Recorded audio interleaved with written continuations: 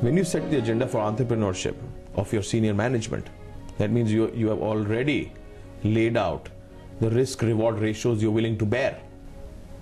That gives the freedom of expression to the team members. You need to have a lot of different characteristics in order that you can really excel and succeed in leading an organization, and hopefully it will be innovative and entrepreneurial. You need to have a lot of trust and faith in that person to start with, and that takes time. One of the more successful things we've done is we have an exchange program, which we now call, I think, a scholarship program.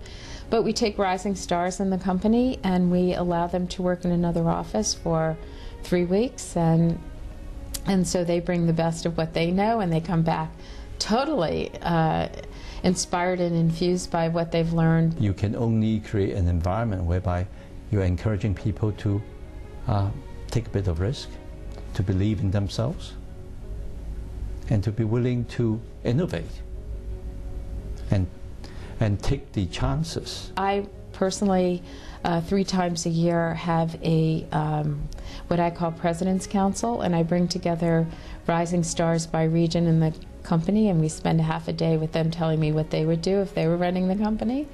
And so a lot of really good ideas have come from that, because I think employees really think about how to make things better if they really care about the company. I think nowadays economic growth should come from initiatives by entrepreneurs, but not alone entrepreneurs.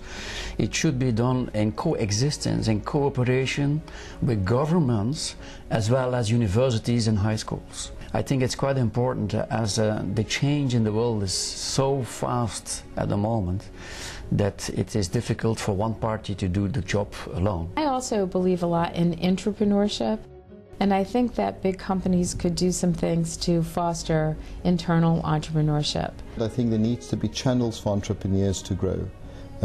You support them through programs, training programs, you support them through structures that supports micro-businesses, not micro businesses.